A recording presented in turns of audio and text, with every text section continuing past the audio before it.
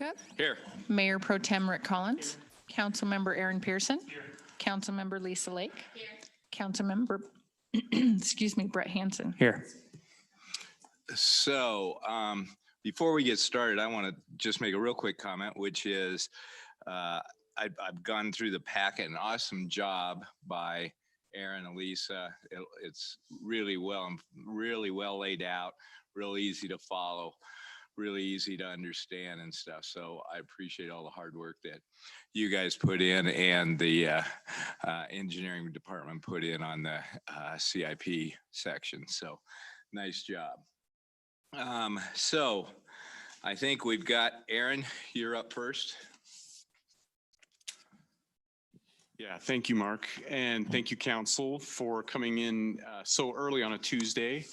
I know not everybody gets as excited about the budget as I do, so we appreciate you being here for it. And I would just add, Mark, to kind of echo your comments, my appreciation to all the departments for helping us to put this together. And specific thanks to Lisa and her group for putting so much work into this. So thank you all. So I'm not one to give long-winded speeches or anything, so we're going to dive right in on those key initiatives, and I'm going to really try to help keep us on schedule too as we work through all of this. What I will say is there are really three main things that we're hoping to present to you tonight, and then have any feedback that you as the council might have for us as a staff. We're going to go through the key initiatives, so we definitely want any comments you have related to those. But our primary objectives would be to lay out our 5-year staff projections, to work through the CIP, and then have a discussion about events. And so our hope is that at the end of our work session now, those will be items that you as a council feel comfortable with, and that we as a staff have any follow-up direction that you want from us. So with that, let's talk just really quickly about some of the budget initiatives. We have them there for you, so I don't necessarily intend to read them all to you, but we have first the council priorities, of which we saw the public safety facility, which is well underway. We still anticipate a groundbreaking for that facility in this fiscal year, although the bulk of the work will happen in next. A continued work on parks and trails. I think that we have seen over this last 6 or so months a lot of response from the community about that, and so we do intend to continue with that. Public engagement, we do still have the community survey that will be happening this year. In fact, we'll be discussing that in the regular meeting here in a few hours. Cellular and internet service. This is something that I hear from folks a lot in the community as I've met residents and some of the business owners here locally. I know that this is a huge concern. I'm not sure if for the town we necessarily have a clear or necessarily a straightforward path, but I think there are some things we can pursue. We don't necessarily control those as utilities, as some communities do, but we do hope to be able to make some inroads there. And then without getting into the line level of detail, we do have a lot of financial goals laid out there, and those are certainly considerations we've taken in as we've put this budget together. From the staff side of things, we feel very strongly about retaining and attracting quality staff. And we think this is going to be especially important right now for Timnath. With Timnath growing the way that it is, we know new positions will have to be added. And I can tell you that Northern Colorado is a very competitive market right now for good folks. The pandemic has done a lot of things and a lot of shuffling has happened. And part of what we've seen is that a lot of folks are retiring actually sooner than they would have otherwise anticipated. And it's creating vacancies. So folks are finding they're able to get promoted to that job. They were expecting to get a promotion in 5 years and they're getting it today. There's a lot of momentum for employees over employers at the moment. So we really want to focus on that. We also would like to see development of a strategic plan. The council goal, which is also listed as a staff initiative, is to continue to hire and get ourselves up to that 24/7 coverage within the police department. Also a big focus on community partnerships. in communities of the size of Timnath, we find that a lot of times we can do things better and more efficient if we partner with agencies around us. And so we intend to continue doing that. And then as you see for citizen priorities, it's a little bit of a question mark yet, but we hope to get some of those blanks filled in as the community survey goes out and we receive responses there. And so as we talk about the competitive nature of workforce right now, that kind of tees up our personnel projections. And so what I'd want to say about that is that they are in fact projections. And so we have a pretty clear number of what 2022 will look like. But as we look out to 2023 through 2026, those are our best guesses as departments and administration. So I wouldn't say that those outer years are necessarily gospel. It's our best guess. As you look at the memo that we've prepared, we've tried to— Aaron, I'm going to stop here before you get going into the one. Does anybody want to make any comments on the priorities? Yeah, I do. Okay, Rick. Yeah, and again, I would reiterate what Mark had said, a good packet, good presentation. Some of this might be a little nitpicky, but on the council priorities, I went through it. We called it, you called it the Walmart traffic fix. I don't think that'll ever be fixed. I think we're going to find some improvements, hopefully. But when you put down fix, that implies to the citizens who read this packet that there's a fix out there. We can just seek options and ways to improve it, but we shouldn't put ourselves into a corner, if you will. On the parks and trails, create and enhance town parks. I just put there for my own perspective, I want to focus on the parks that we have before we start new parks. Some of the people on the council have talked about different things from, the skate parks or a water splash pads, a zip line, some of the things like that. It seems like we're reaching out to look at new parks before maybe we've really addressed some of the needs of the parks that we currently have. On cellular phones, that's one we're going to have to be careful on too. No question that the survey might address a little bit about that, but I know there's still a lot of questions regarding 5G and the feasibility of that, one, the safety of that, two, and three, should that be delaying any push that we put forward regarding putting in the new cell tower? I know the developer in Harmony Club had offered up a new location for cell tower on the corner of that property over there.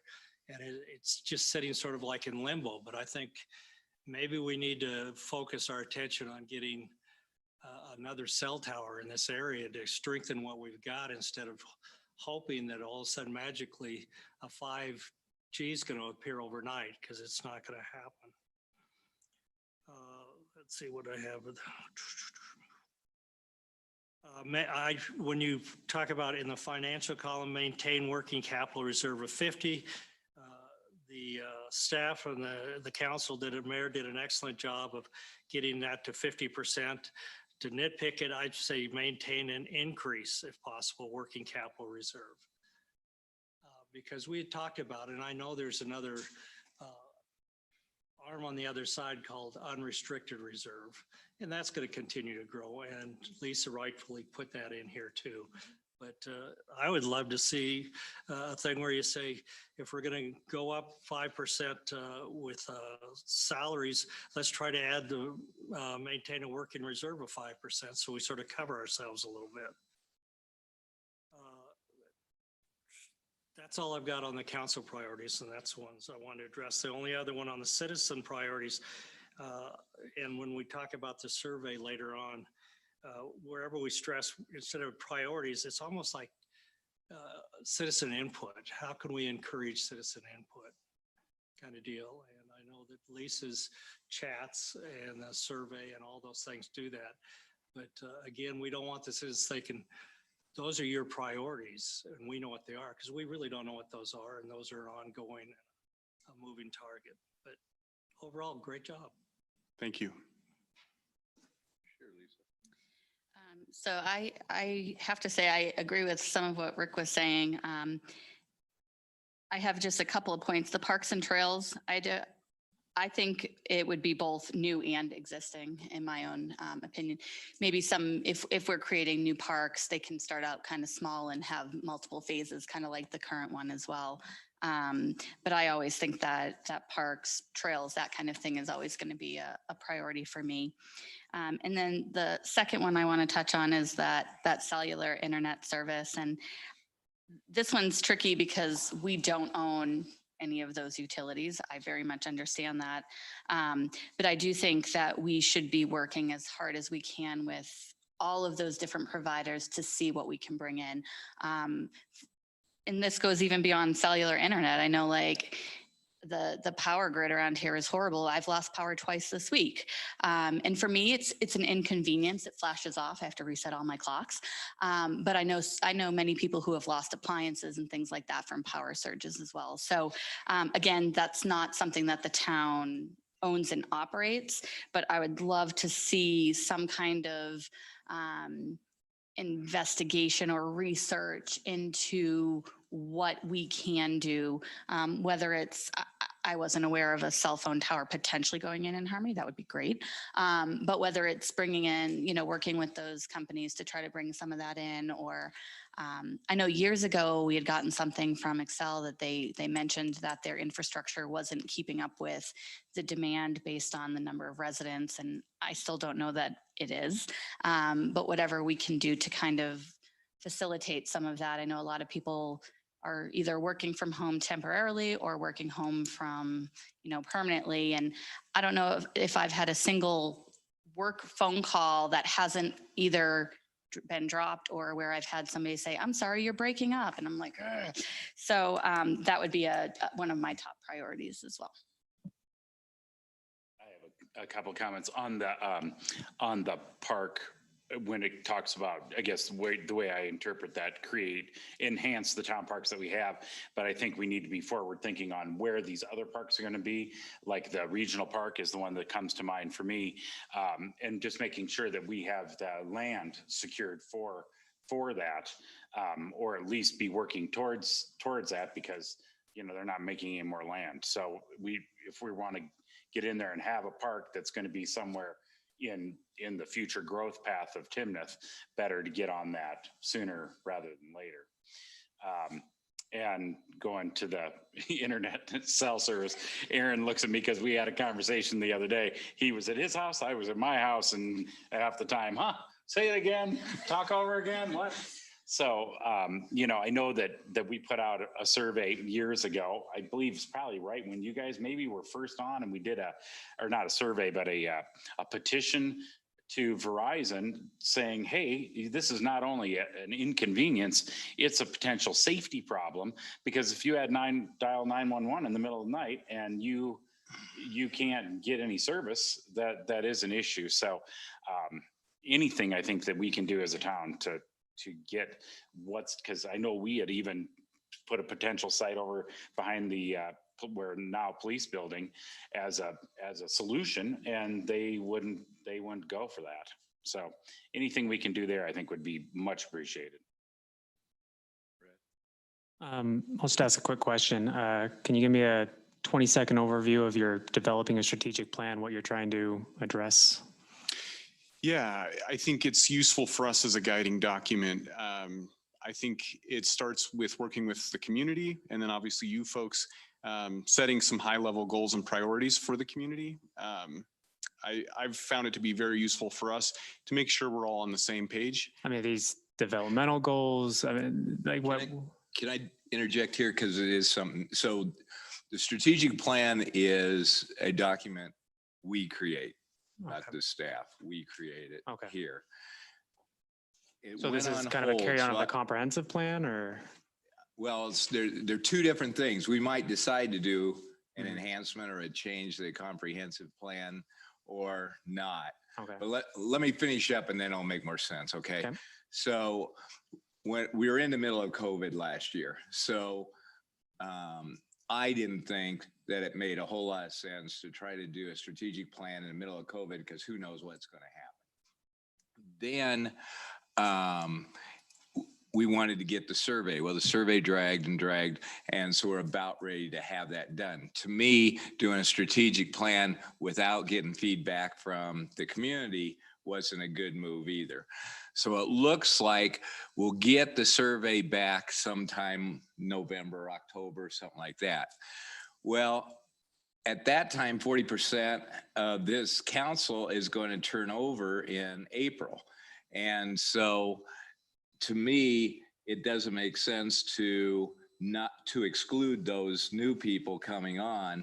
And so what I think we should shoot for is developing up a new strategic plan in May, June, you know, by having a retreat, getting away, and guidance and going through.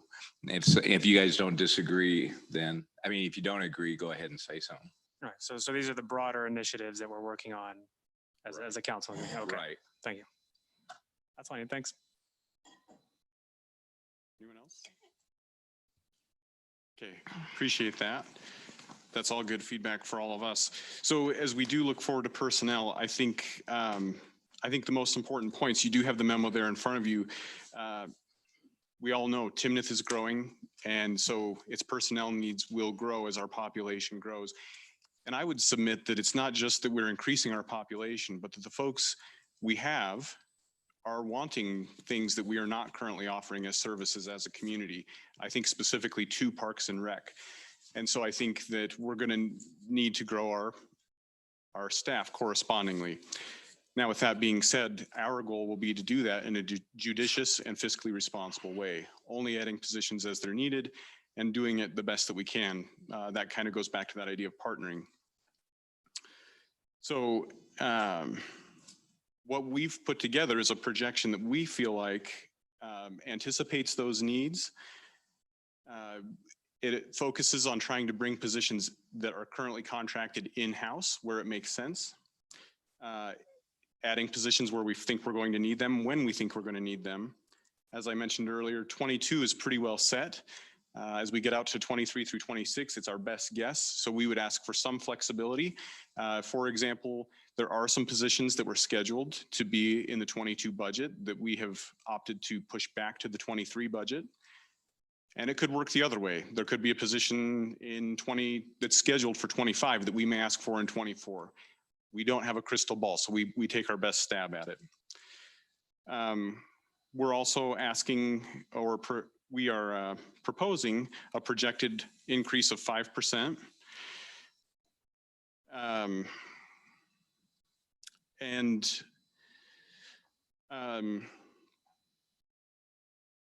So I think what's important as we talk about that is that all of these are additions that we're going to be able to handle while still meeting the long-term financial goals, including that 50% reserve and doing it in a fiscally responsible way. What I think is important about the 5% is we feel that because 2021, most of our staff just received a 1.5%. I've mentioned earlier the competitive nature of recruiting at the moment in time. So really the 5% is an attempt to make it 3% and 3%. And it's a little bit of a catch up year. And so that's the main reason for the 5%. So I felt like we didn't specifically address that in the memo, so I wanted to address it to you now. So with that, Lisa can take you through a little bit more of the specifics and some of the changes as it relates to the personnel. The plan was for her to kind of just highlight where we did see some changes and then kind of open it to you all for any comments you might have. Would you guys prefer asking questions right off and then Lisa could fill in anything that we don't ask? Because it's a well documented packet and we've all read it. And so no sense having you regurgitate a well done packet that you did, Lisa. If the council feels good about that, I just think we go to each of you and ask what questions you'd like to ask of anybody, and we go until we get all our questions answered. And then Lisa, I'd call upon you to say, hey, you guys didn't ask this question and I would have, and maybe provide that input. And I think it'll make it more efficient and more productive for the council if you guys all agree. Lisa, I'll let you start off. Sure. So mine's not so much a question as, I guess, a comment. I was looking at, and this came up earlier about Parks and Rec, and I know I've heard people requesting about how, are there sports programs, all of those kinds of things. And I think that's a little bit further ahead than where we are right now. But I saw that there's a recreation coordinator not until 2024. And in my personal opinion, I don't know how everyone else feels, I feel like that would be something that we could start a little bit sooner. Partly because I do think that we have opportunities perhaps to partner with other communities, but we would still maybe need someone internally to help with some of that.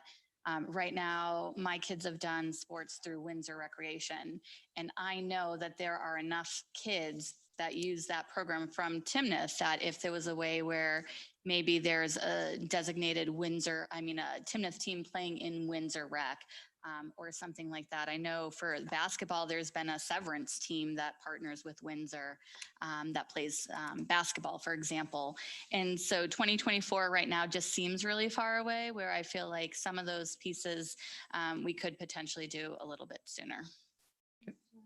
Can I actually respond to the question to start? or- Absolutely, yeah. Okay. And I want the council to respond, because if the council, here's my thought. You made a comment that would adjust the budget that we all talk about and say yeah or no, and then we've instructed Lisa and Aaron on how to change it with input from anybody and everybody else who wants to put input in. So does that sound like a good format of going? Yeah, I think so. Okay, so Matt, Can I let's go- let the council go first and then maybe you. Well, in this case, I might actually be able to head this off a little. bit. Okay, go. So if you don't mind.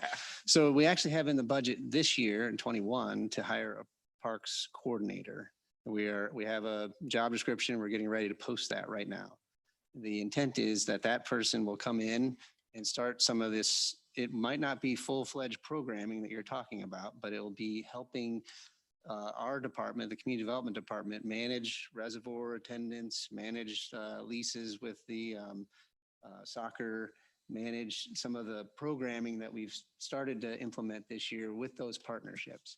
So we're really, this one that's coming in right now in 21, at the end of 21 will be 22, 23. And then what our goal is actually for that person to kind of graduate up into a Parks and Rec director role and kind of start a parks department. And then this new in 23 or 24 would be the rolling in of another coordinator that would kind of fold underneath that position. So it's not entirely clear in the way that the staffing is written, because we've Sure. got this year's budget we're still working on. Great input. Does that help answer your question, Lisa? Yeah, I do remember that being in there, and it seemed like it was a little more specific towards like reservoir, that Yes. kind of area. Do you think this particular person, whether I'm guessing you don't have that person yet, would have, in my mind, those are two Oh, yeah. different skill sets and that kind of thing? Are you thinking that it would be one person?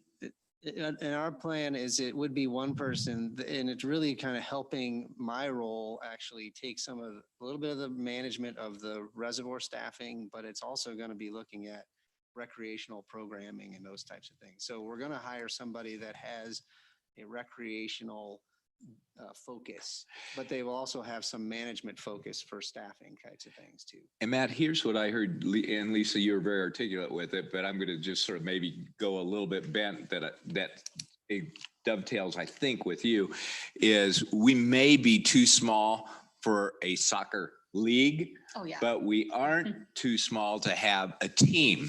Right. And like you suggested with Severance, I'd like to see this position do is, and I totally agree with what Lisa's suggesting, is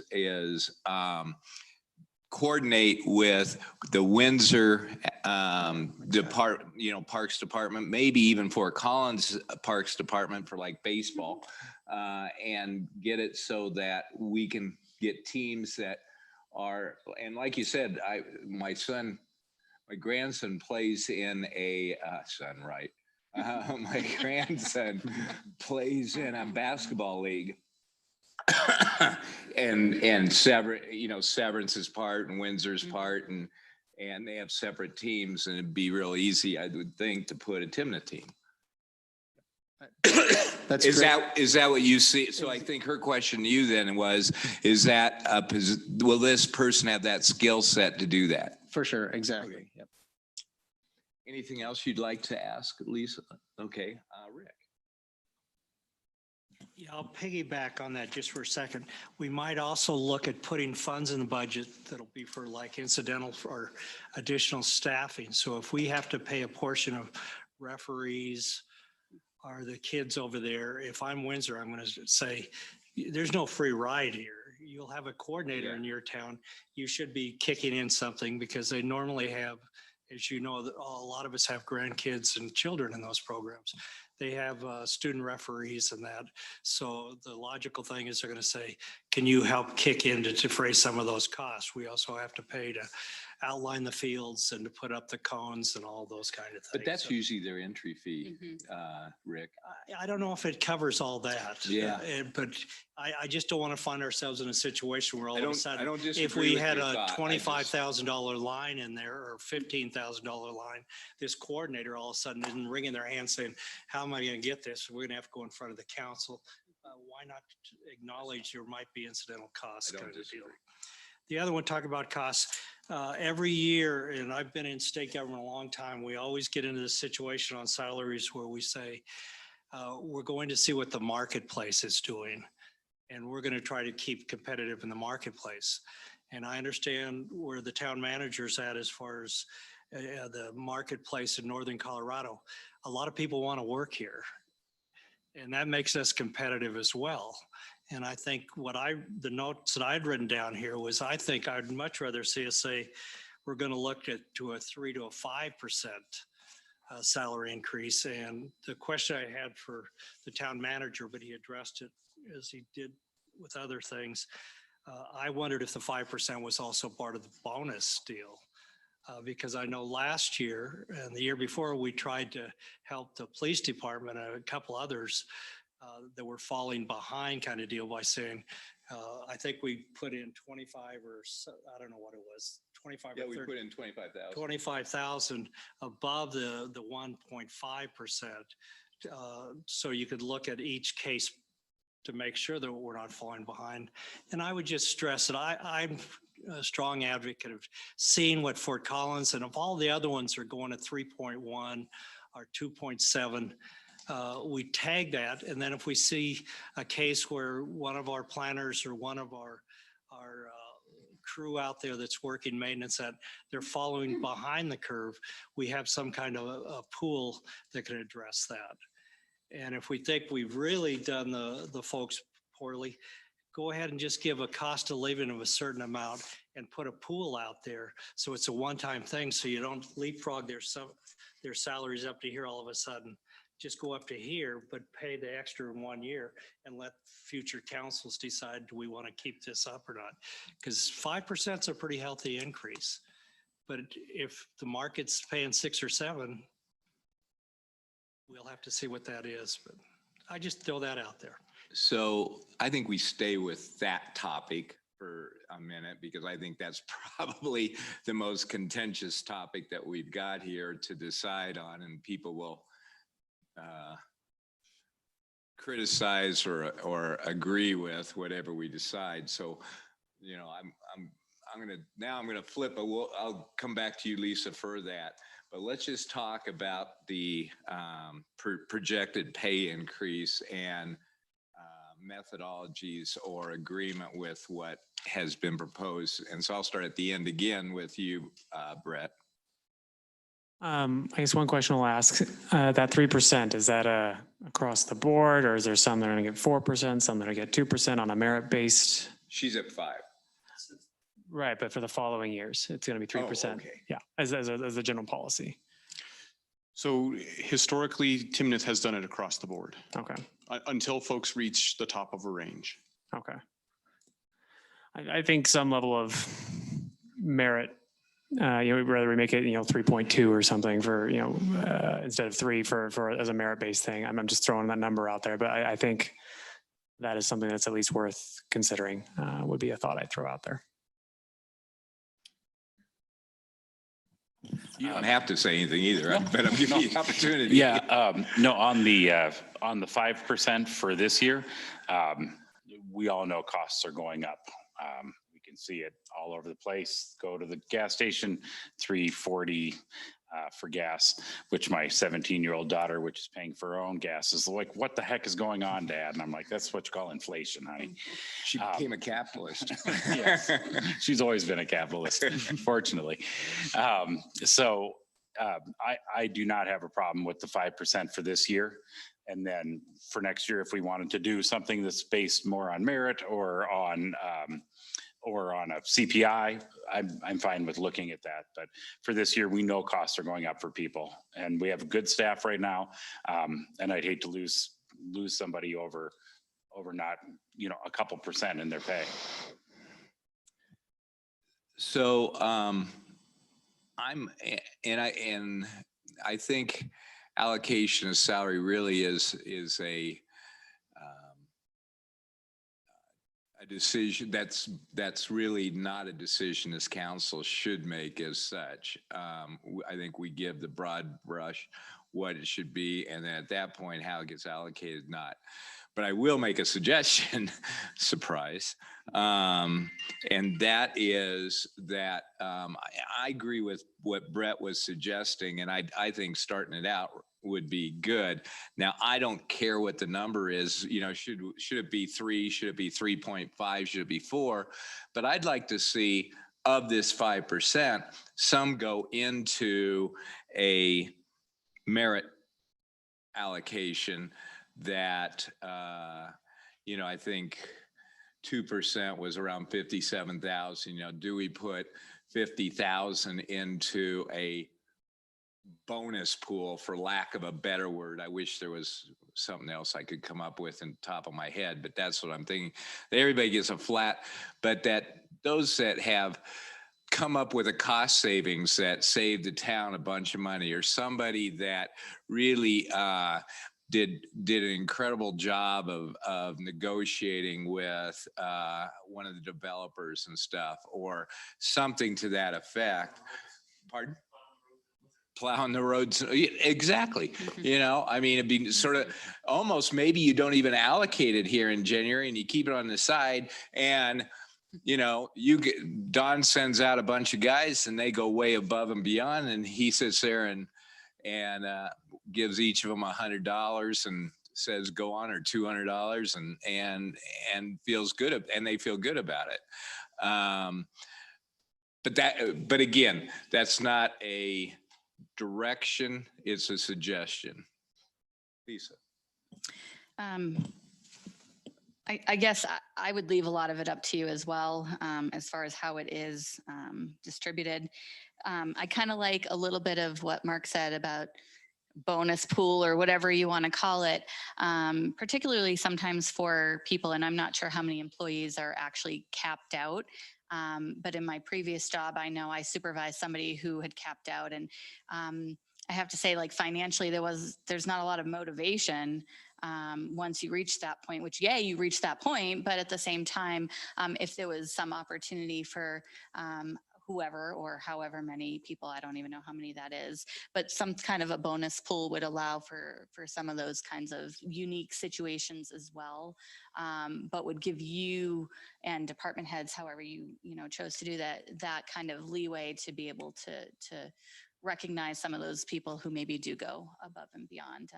I know some companies have a separate bank for like kudos awards or things like that. And I don't know if this could be something similar, but I kind of like that idea as well, but just a suggestion as well. Yeah, good. Well, it looks like I'm going to look to each of you in the eye here that we all are okay with the 5% increase, and we all would throw a suggestion. It appears like we were all in this. I think you agree with that, don't you? Okay. Yeah, as long as it doesn't tip the scale where it's a police all of a sudden situation in their industry. I don't know where they're at right now. I know we hired a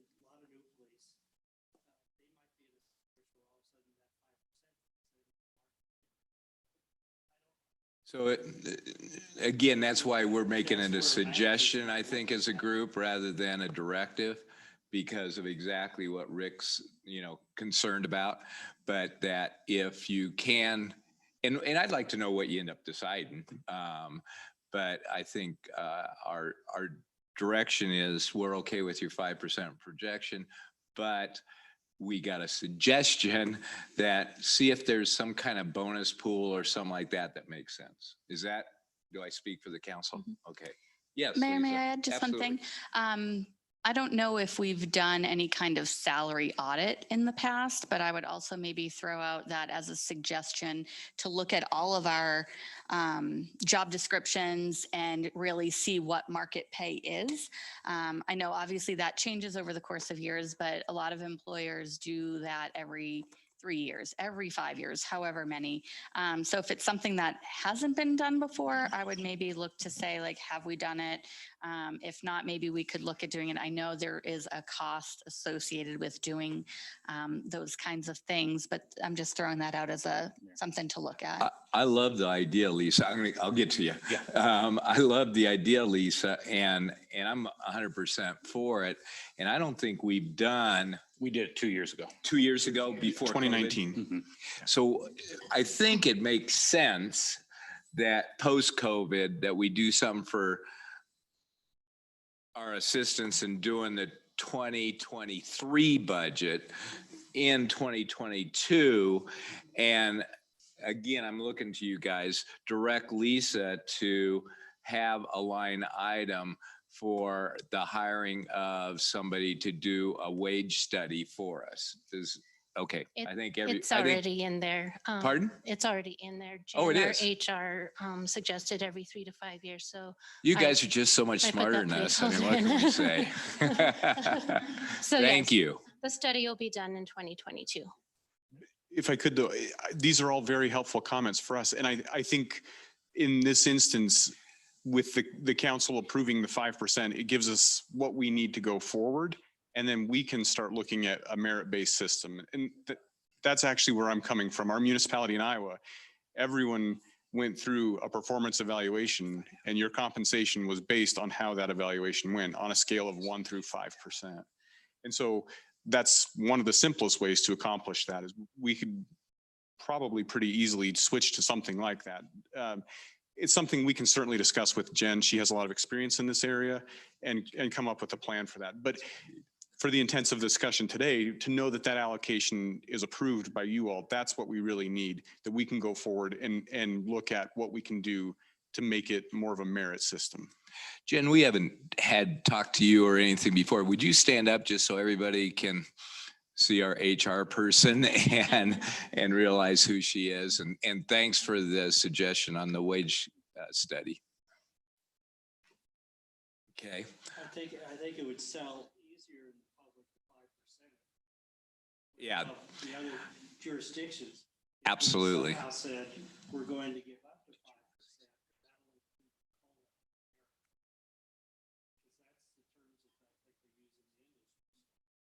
That's right. We used where you said that includes a COLA of 2.7 or whatever. And Jed, do you want to make a comment on any of this, Jen? Okay. I mean, we appreciate it.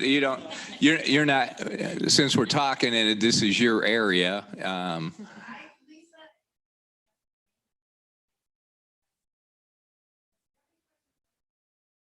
Okay.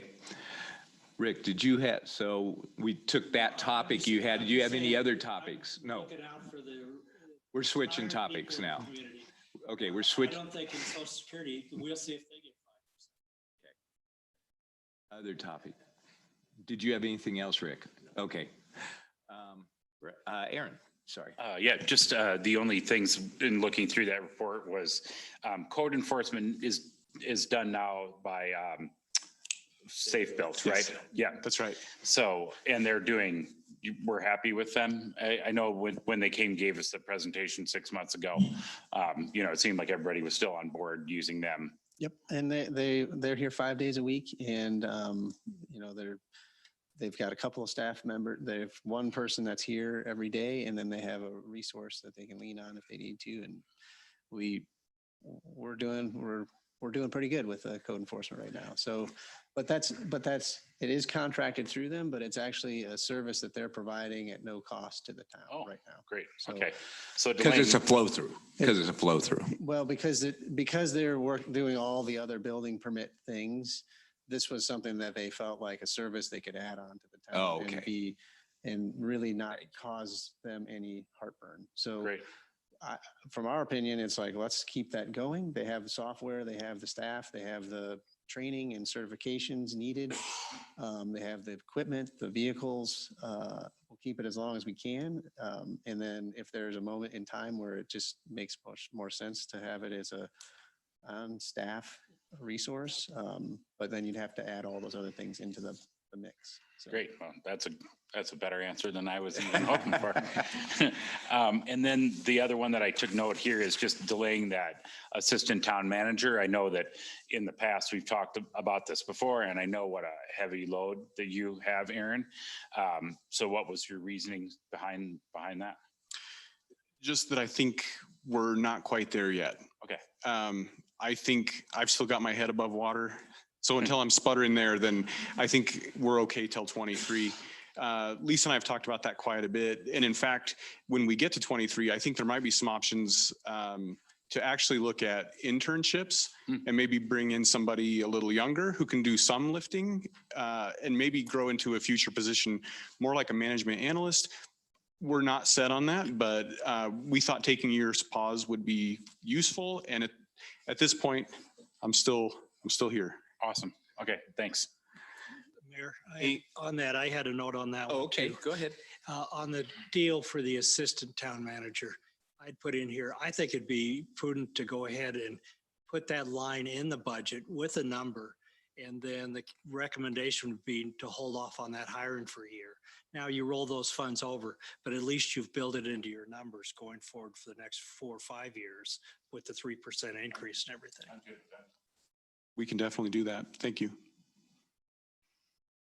Aaron, did you have any other questions? To tag on to what Rick said, I mean, that could be helpful too, if you get to mid-year next year and maybe there's something happens that you just need that extra help. It's already in the budget. It's ready to go and you can act quicker if you need to.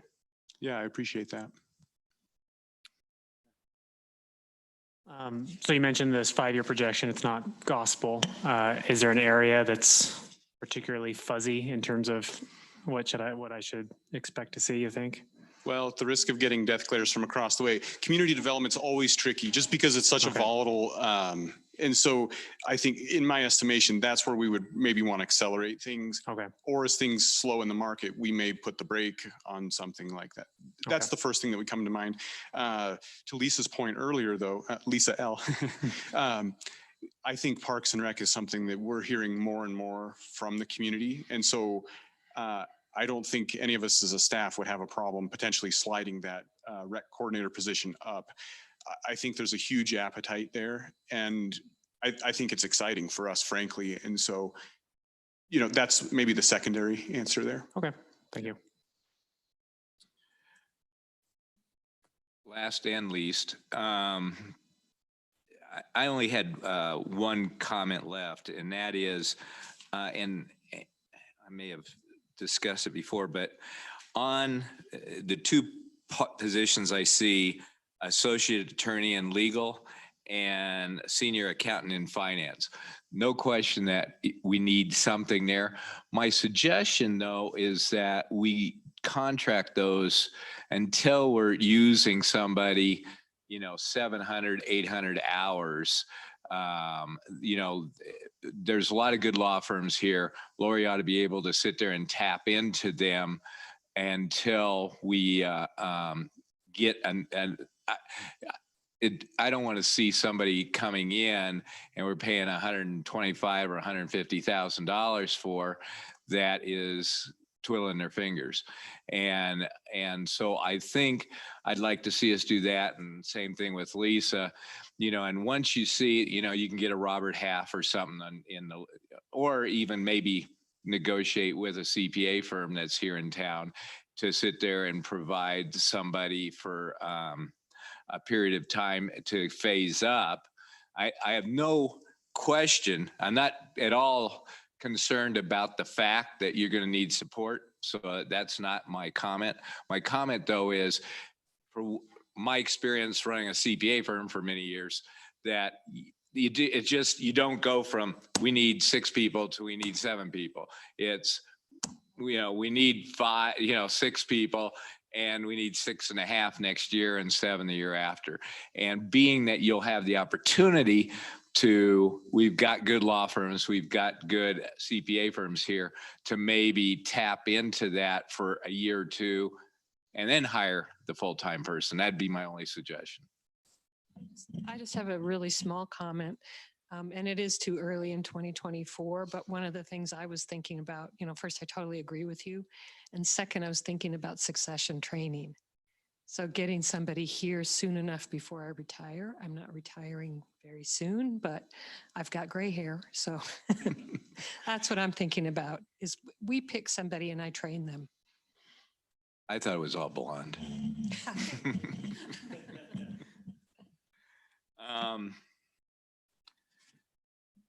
So with that, I think I'm going to turn it over to you, Lisa.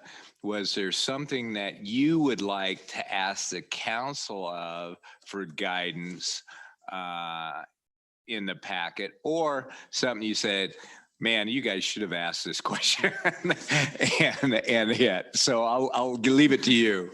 I think I just want to emphasize the point that all of these projections for staffing have been built into the 5-year cash flow projections, and we're able to meet the 50% working capital. Our unrestricted is growing over that same amount of time. So it's not a concern on whether we should fund or can't fund this in order to do anything. The CIP's in there. A lot of the staff key initiatives that we talked about earlier are plugged into the budget. So we're in a positive financial situation to be able to do this. And I'll get right to you, Rick, sorry. But I'm going to spin off that a little bit, is I absolutely jump up and down when I saw it on the council priorities under financial.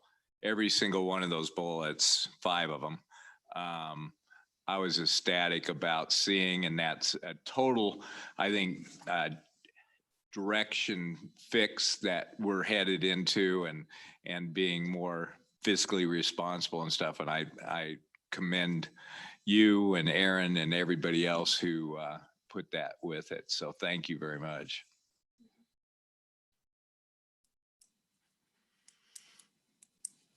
Anything Did else you want to from- say something, Don? Okay.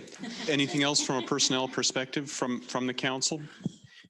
No, I had a Lisa. Oh, I'm sorry. Yeah, I had a Lisa, and I think I already know the answer. Remember on our financial, the deal they do every year, contract to do the audit.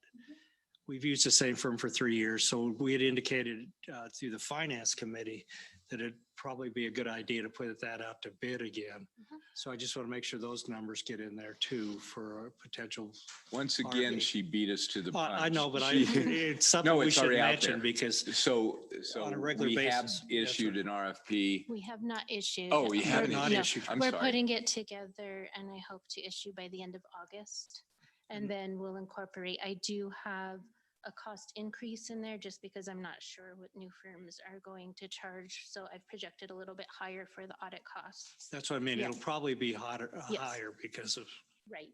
the escalator on the last one. Yep. And that doesn't mean the person that did it before can't apply and might get the bid.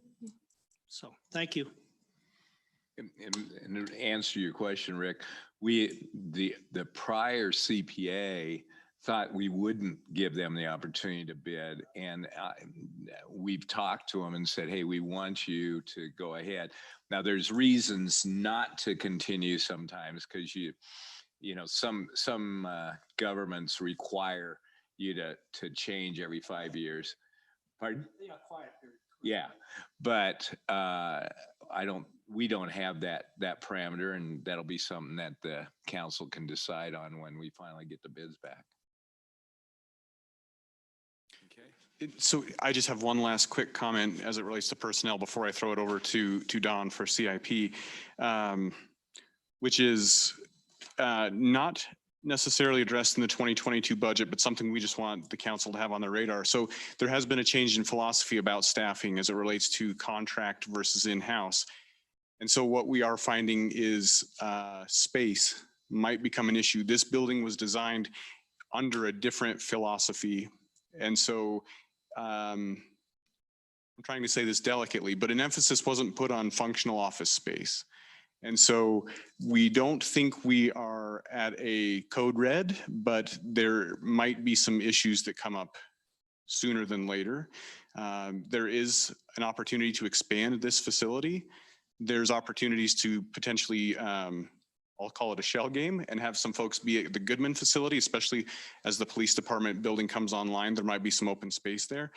But it's something for the council to consider and think about long-term, and it is on our radar.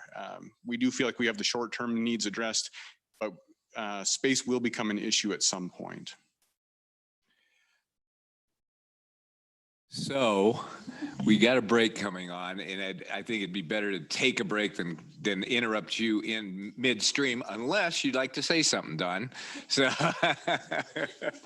And actually I would, just for a second, because I don't get to say this that often. And I want to just tell you that in this process of putting all the projections together and work very closely with Aaron and Lisa on all of this and looking at the 5-year projections and all, I don't get a chance to tell you how much we, and I'm sure I speak for all of our guys on this side, how much we appreciate the work and being part of the Timnath team and being part of it for the last 10 years.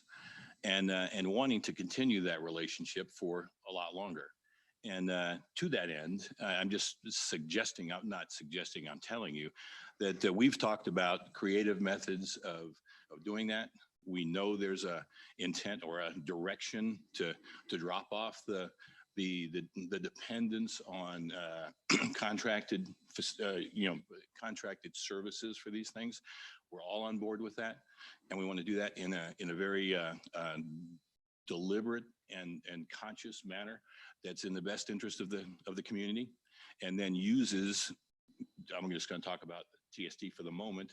Uses us as a, let's say, a shock absorber for different things in the future after staff starts to ramp up, and then we're going to get very creative and with respect to, let's just say, costs. And we're going to do everything we can to drive those costs down and give as much discounts as we can, and try to be incredibly creative in doing that, so that you can see that how grateful we are for being part of Timnath's growth for the last 10 years. Okay, great. Thanks, Don. Sure. So I would, I'm looking at everybody here, that instead of 15 minutes, how about a 10-minute break? And we do it now as opposed to, just because I think it's a natural cut. So if we could do that. And I'd like to talk to you real quick about your section. Okay, so 10-minute break.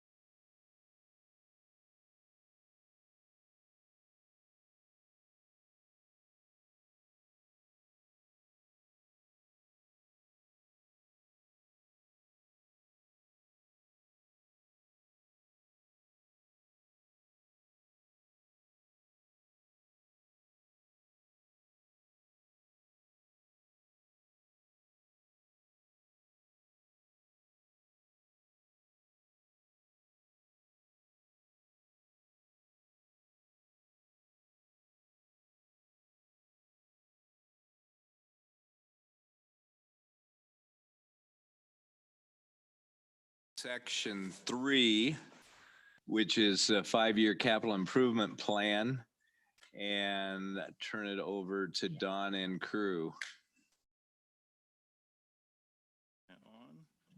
Okay, so just to kind of open it up with the philosophy, at least my philosophy right now, how I'm going to approach this is you've got all our information, you've got all the write-up sheets, and I'm assuming you've gone through those. So in order to be as efficient as we can, I'm going to tag each one, and then if you have questions about it, I'm happy to, and we're happy to answer any question you got. But if you don't, I'm going to move along to the next one. Does that seem like a fair way to approach this? And I might do it however way you guys want to follow it, but I'll throw out a suggestion is if you pull this out of the packet and put it there, and then you can see the individual, it might be easier to. Yeah, and we had talked last year about on the picture pages, try to put the costs in the future on that page as well. Ah, So you don't I have to did shuffle forget back that. and forth. okay. Okay. Take her away, Don. Got it. Just had to write down. Oh, sorry. Rick's comment, which I didn't last year. Lost it. Sorry about that, Rick. Oh, not a problem. All right. So the first one is I-25 Prospect Interchange. So I'm going to assume silence means move on. I've got a question. All right, go for it. Total payment, 2.5 million plus interest. Do we know what the interest rate is? Eric? We can find out. I just, It's whatever the interest rate for Collins issued the COPS to fund the project, and I don't know what it is, but I could get that. yeah, because I was going to say, if it's outrageous, then we should look at even paying this thing off earlier. It's not. If I remember right, it's in the 4% range. It was done long enough ago. It hasn't benefited by the real drop over the last 3 years or so, but it wasn't high. Gotcha. Thank you. Okay. All right. Railroad crossing improvements, 3 Bell. Now that's probably pretty easy since it's done. Okay. Eric, take a bow. You finally.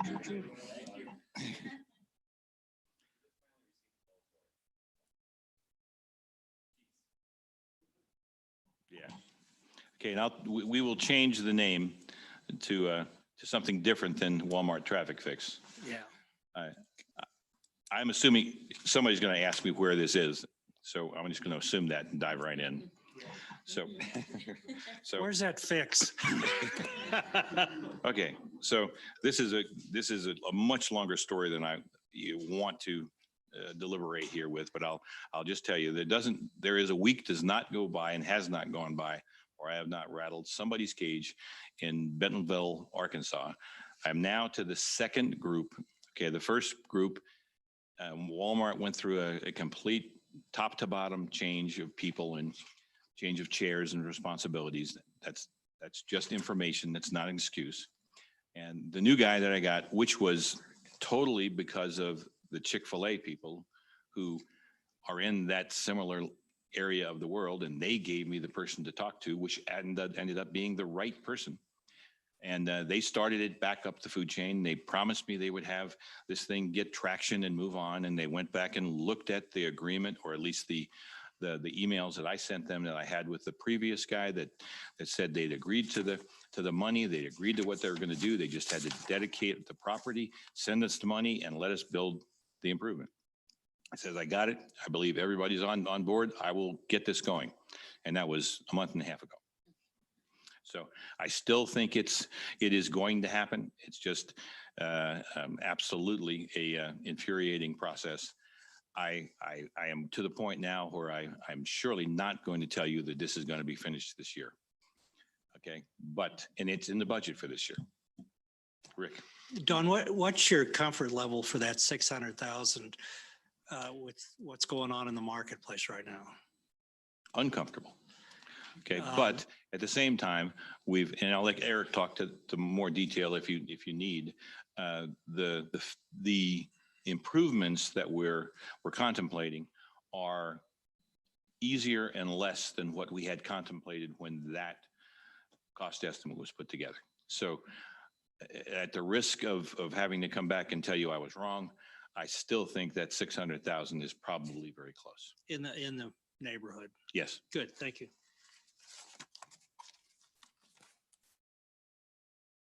Okay. Okay. Now let's go to the Parkway improvements. Another one I suspect there's going to be some interest in discussing. I'm thinking you're probably going to be talking about all. That's good. That's a good way to get an Does update. anybody have questions on this? Oh, yeah, the railroad. What's going on? All right, I will back off. I'll steal Eric's thunder just a little bit and say that we have good news about the railroad. And then Eric, if you can be as brief and surgically direct as possible, go for it. So the Parkway plans have been to the railroad. We have received comments back. The good news is we're trying to ride the coattails on is that the state is going to be signalizing Main Street next year. On their nickel. On their dime, basic signalization on their dime. And we just have to add if we want to participate, making it a quiet zone and add the extra cost to do quiet zone and Which we will. sidewalk crossing. The coattail reason is when the Public Utility Commission in the state invited me to a review of that crossing, which I thought they were going to tell me I had to do improvements, that it was unsafe. I wasn't realizing it was a project they were doing. The Parkway crossing came up. We reviewed that one with the PUC at the same time. And the PUC is pushing the railroad to get both projects approved to build at the same time since they're right next to each other. So the PUC has put pressure on the railroad to try to get it approved as soon as possible. And so we have gone through one round of comments with them. We're getting the plans addressed and we're going to be trying to push that one forward in conjunction with Main Street. Correct. And it's on the budget for next year and we believe it will be under construction next year. But it is still dependent on the uncontrollable railroad. Okay. So let me make sure I've got this right. So the 400,000 for the Correct. We left it at the 400 for now because of unknown cost increase and difficulties getting those materials. But hopefully we come in less because the basic signalization is being done by the state. Okay. Okay, well, I think we got 2 with 1 there. Maybe. Oh, because the next page. Yeah. Okay. So if you agree, we got 2 with 1. I'm going to move on. And we are now talking about Busgrove, which is our current construction project. And we have, approximately half of it mostly completed, which is the west section. And Eric, why don't you give them another surgically direct update? The east portion, or phase 2, is going very well. We'll be proof rolling it here later this week and starting to haul in base course. We are on schedule. We have not had any significant surprises to date on that piece. So feel the budget we currently have shown as completion for 2021 estimate is still on track. Looking to hopefully be paved out in a couple weeks. Asphalt material availability not causing an issue, which is a significant issue in the construction industry at the moment. Yeah, you might just quickly tell them about the path on the south side will all be done at the same time, correct? Yeah, the sidewalk is underway also right now. They've been grading out the west portion. That should hopefully be starting up with concrete installation in the next week. Okay. Any other questions on that? No. All right, perfect. Well, I think you might still be up, Eric. So the Bethke School Zone has been on the list for many years. And how close are we to that? Trying to get a meeting set back up with the school district to finish the traffic study they wanted done before we made any changes out there, which all got put on hold because of COVID last year when students were sent home in spring of 21. But we're still, with their direction, hoping to get some improvements done around Bethke yet this year. Mayor, can I ask a question on that? Yeah, please. Have you looked into safe routes to schools? Sometimes there's money in that bucket. I can't remember if the state offers some of that.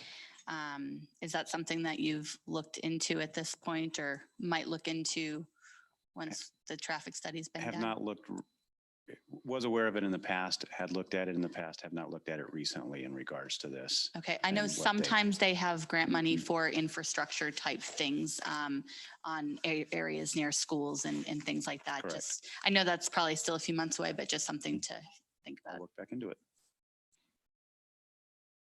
Okay, and we'll move on to Main Street, Busgrove to Prospect. Now, we had thought this was going to be something that was going to happen this year. I don't think we believe that anymore because it was going to be a function of the development project, Fisher, which is, it is approved, correct?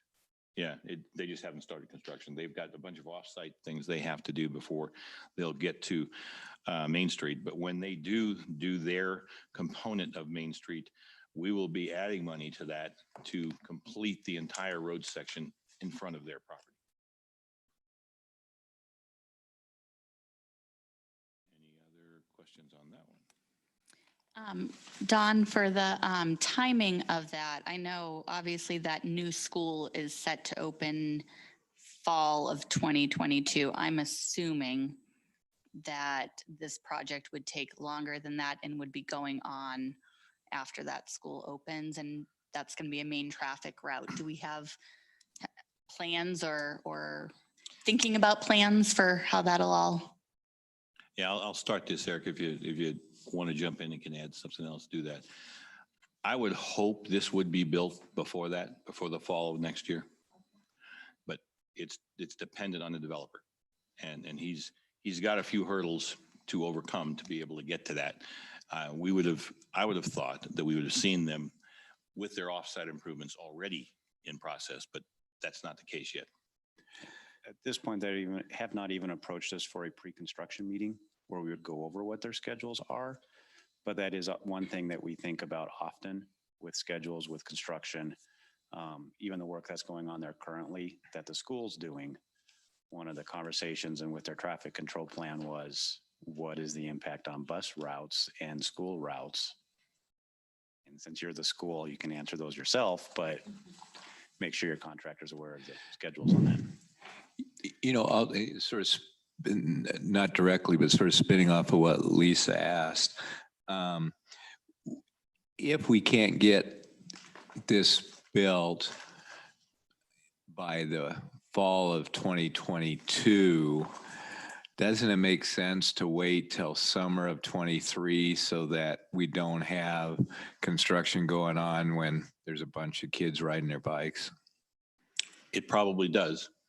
And so we'll make all those kind of decisions once we see the developer's time schedule and what he's intended to do. It wouldn't be the first time we've adjusted a developer's schedule. And I'm going to say, and to date, because of the location and the volume of traffic on Main Street, the contractor has asked for a full closure and we've been telling them no.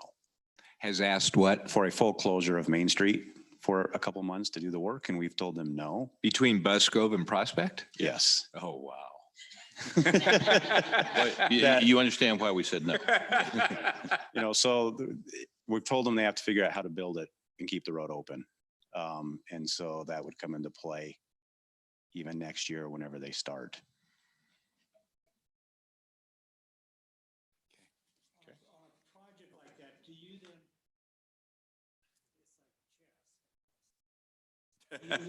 The next one in line is on Latham.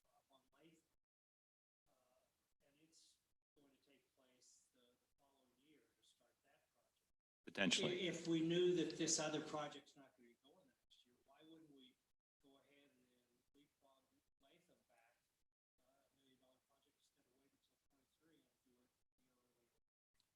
and do it? That's a great question, but both these projects are mostly at this point development driven. Developer driven. Yeah. Well, and the $1 million for Latham next or in 2023 Is no relay. is an overlay and a life extension project for that road.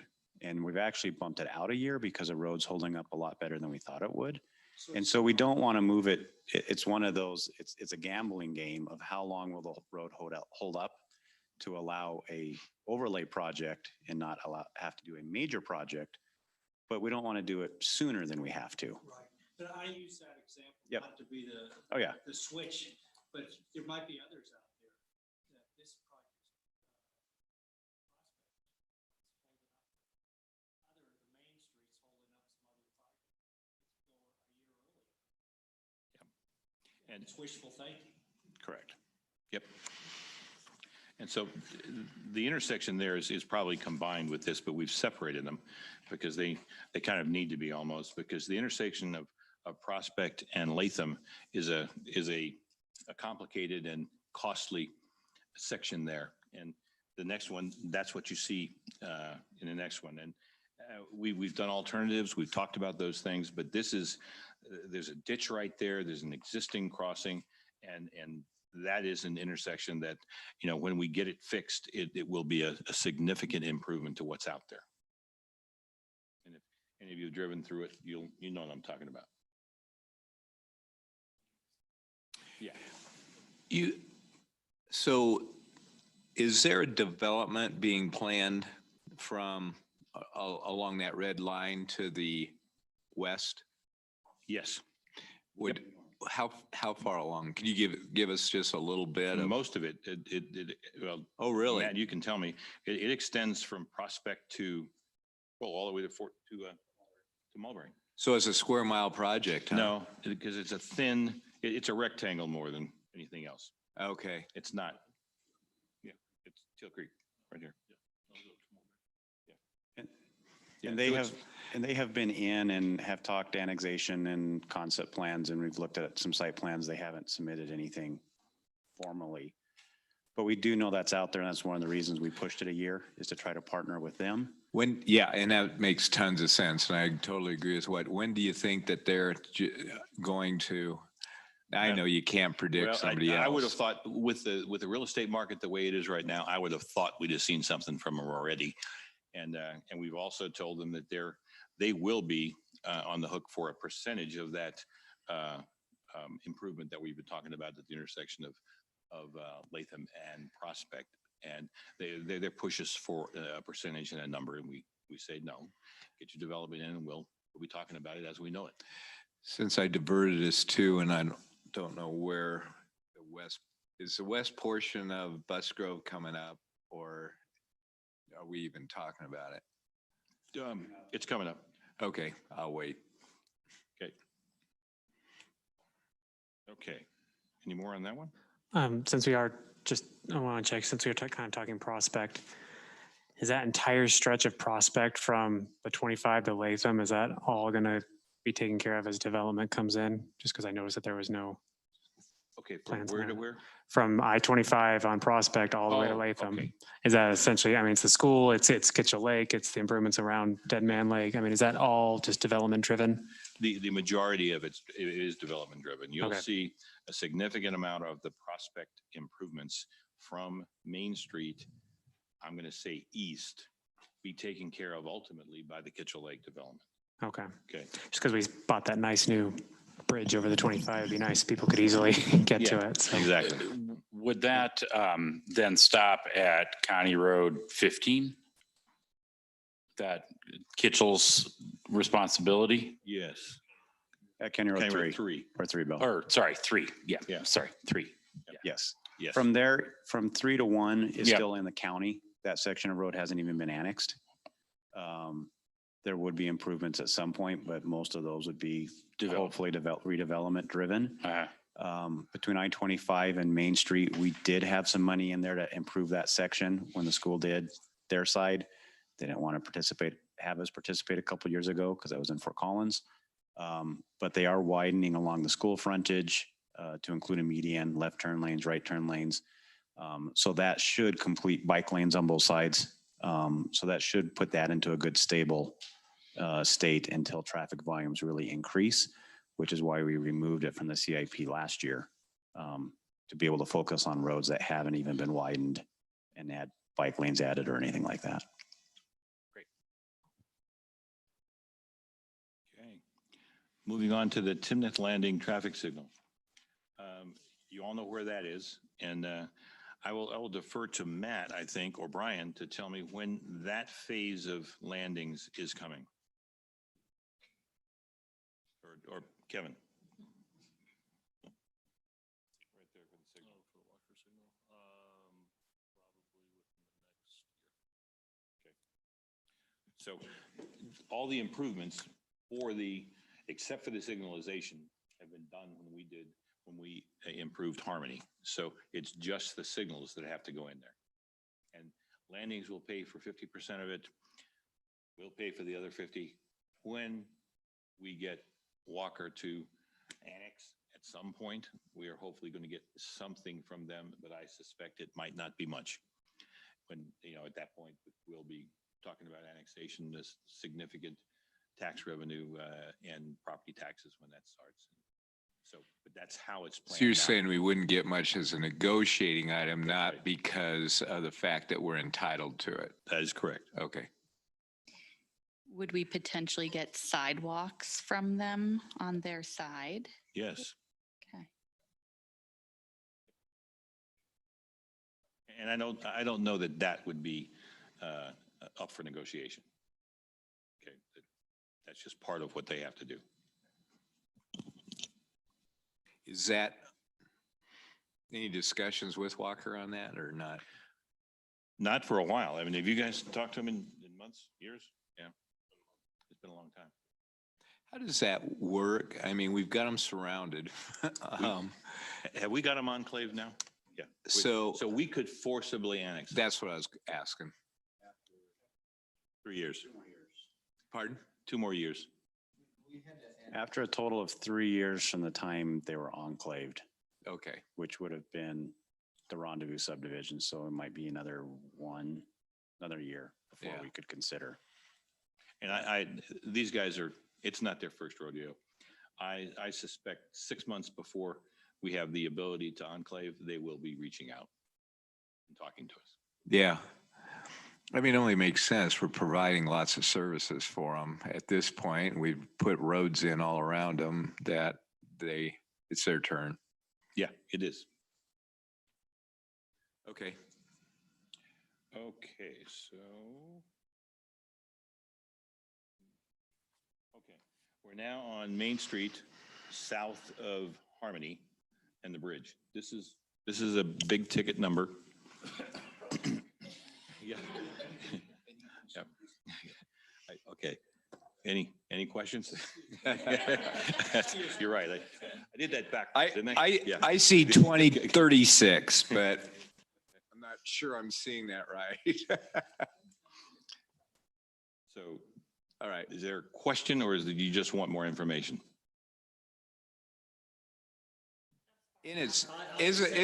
Hopefully we can get the state involved in this expenditure because 10 million isn't going to cut it for that bridge. It's probably not.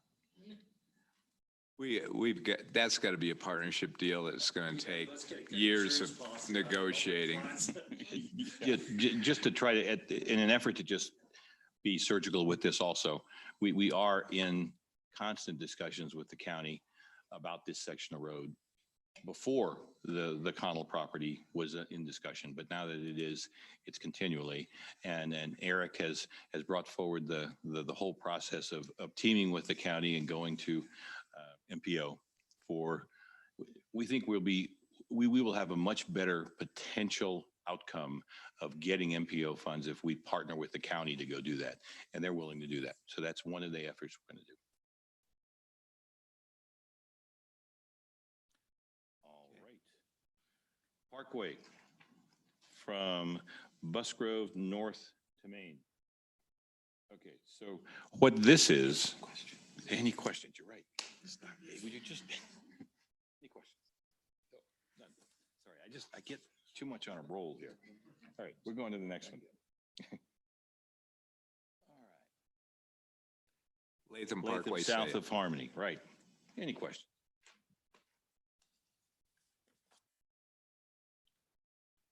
Hearing none. Well, let me ask you, that's going right over the water tables Not Or is floodplain, it mostly on but the it's other side? high water, but not floodplain. Well, it's not flood. It's- Water table's real high right there. Yeah. What Correct. challenges does that present? It is more just stabilization of the road. I mean, actually, the existing road is reasonably stable. And it's been that way for a while. Now, Eric has had significant, let's just say, conversations with Windsor because they approve the development in Harmony, Rigid Harmony, and their drainage plan is they have a dewatering system that comes down and goes through their detention pond and actually Doesn't work. It doesn't work. And we told them that since they've had it in process. So 2 minutes, Eric, maybe a minute. Where are we at with that? They're supposed to be putting in an extension to their under drain to get the water from their site down to the Lake Canal under the surface and stop running it down the ditch, which would hopefully lower the water table back down a couple feet like it was before they built. And that should help improve the road constructability on the east and west sides. But if it doesn't, it would need to be factored into the type of construction that's done there and be a known going into it, and look at what additional would be needed. It's not something that hasn't been handled before. The Harmony Road widening went through that area, and it was all good cobbly material, and the groundwater didn't cause us any problems with Harmony Road through that section. Do we currently have the property to widen this, or is that something that we're going to have to look into? We currently have the property to widen it along the Timnath Ranch property. Okay. So we have 90% of the property on the west side. Okay. There's just the property owner in the corner that we do not. The property on the east side, the gardens, just is going through the Windsor process right now with a site plan and plat. And we have requested the additional right-of-way be dedicated by them. So we're trying to get the right-of-way established. At a minimum, we would have enough to do a 3-lane section, offset to the west side until the east side develops. Okay. Kind of like Latham is to the north of there, where they've built it to the east and we still need to widen to the west at some point. Okay. Perfect. And we would create a reimbursement agreement with Windsor. So when that part did develop, we would theoretically get compensated for what we have built. Yeah. And we're hoping in 3 more years that more of that will have looked to develop and have dedicated right away, and then possibly have some participation that we can partner in on. We have it timed mainly because of the condition of the road. It is just a 2-inch overlay on that also. Timnath Ranch is going to be putting another connection to it. And so traffic volumes are going to be increasing. Who's responsible for Latham south of that project, south of the tracks there? From Twin Bridge south is still currently in the county. Okay. It's Timnath's GMA for the next quarter mile, maybe. Okay. And then we bump up into. And then Windsor comes up from the south. So we do not go all the way down to the current corner. Okay. Since Brett brought it up, tell him about that crossing. I also found out late last week that it wasn't on the state's list, but the railroad brought it to their attention. It appears that the state will also be looking to signalize that crossing on 13 next year as part of their safety grant program. That's good news. Mhm. Does our GMA go all the way to where Folsom would be? Yes, Okay. yes. Kind of that south.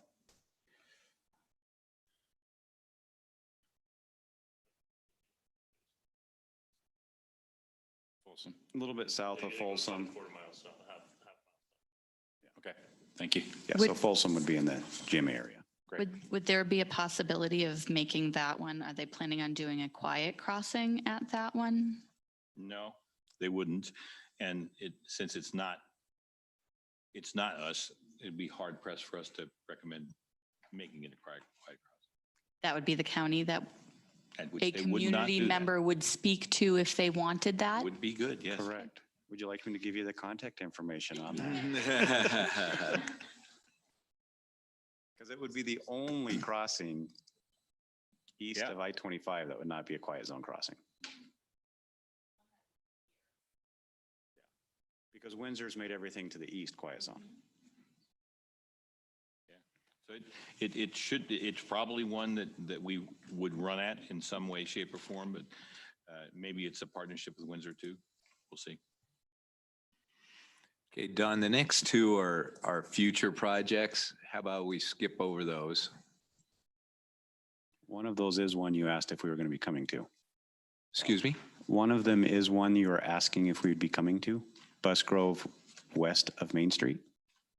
Well, he was actually asking Busgrove, the continuation of Busgrove Yeah, from the east to Main Street. Oh, right. Not, Sorry, I was on the not wrong that side. section. Okay. But it is a topic that we have discussed, but not that section. It's Yeah. the turn. But anyhow, we'll jump over those. And then 4th Street pedestrian improvements. Any questions?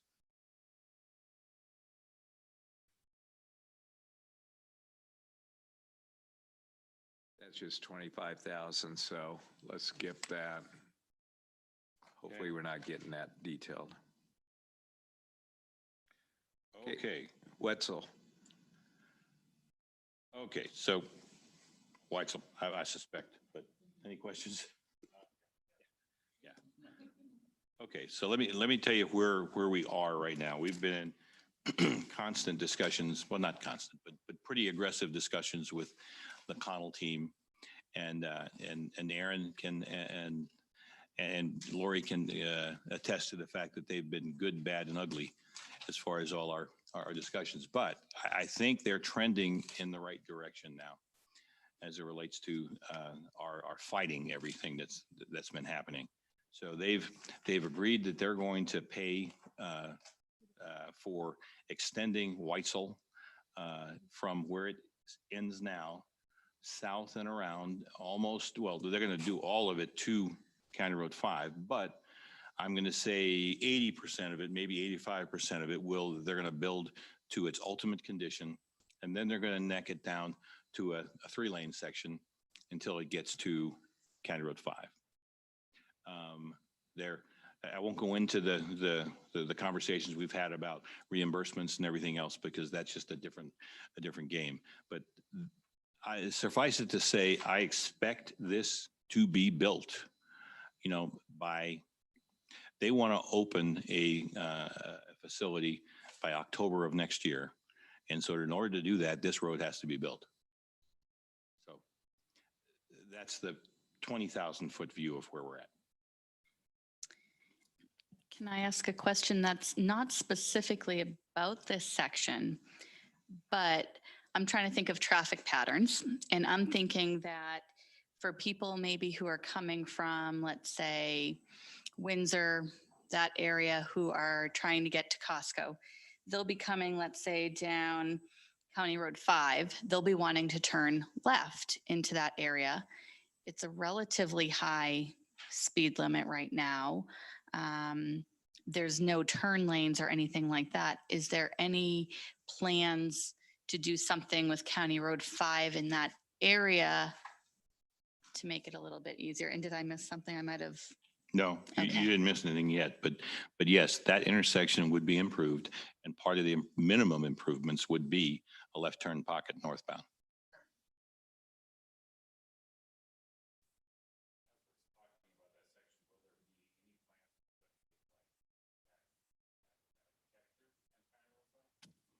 Funny you should say that. Yeah. We've had very, very many discussions about that, and their traffic study indicates that they absolutely, it's required early on. And so I expect that to happen in the very early stages of this, maybe not exactly at the time Weitzel is extended, but within a year or two of that. And when they're showing us the progression of annexation, surely when they annex other property down there to the south, that would be triggered a improvement to that intersection. We've had the conversation with the county also that they want a light there also. When that would happen, that section of County Road 5 would be annexed to Timnath, and that would be our light.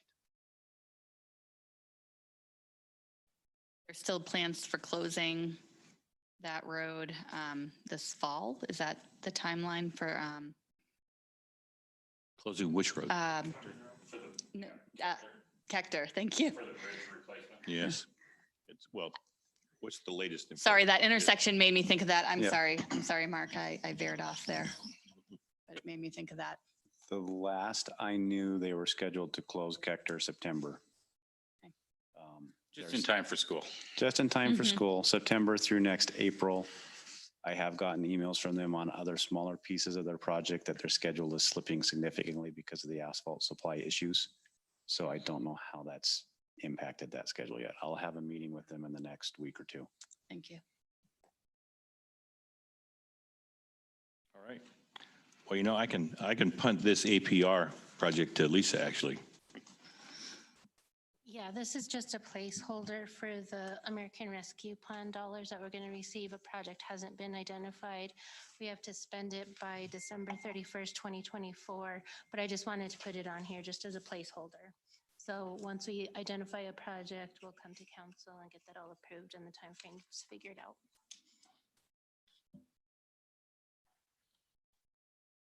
Okay. I'm going to jump down to buildings, if it's okay. And I know this is a very interested party sitting to the left of me that knows all about the PD's facility, so I will let Mr. Williamson discuss that if there's a question. Any questions? Nope. There we go. And I'm going to keep helping speed along because we're already at 4:05 and we've got a lot of pages left. So yeah, I don't want to cut comments or questions or information, but on the other side, I'm gonna the go state of the sun is what we need. right on. Okay, so the next two, the 4800 Goodman, any questions with that is under construction as we speak.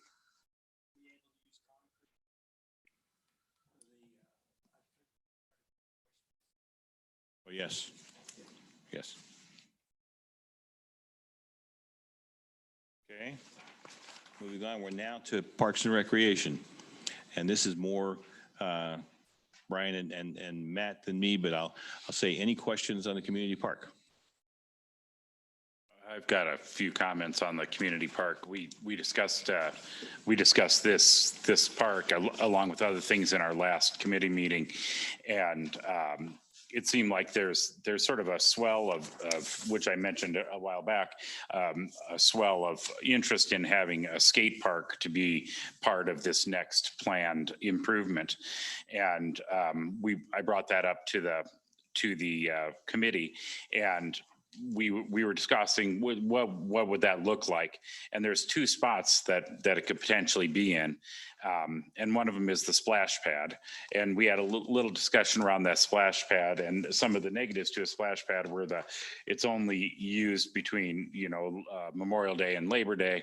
There's a lot of high maintenance involved with that, and there's also a new splash pad that just came in at Trailside.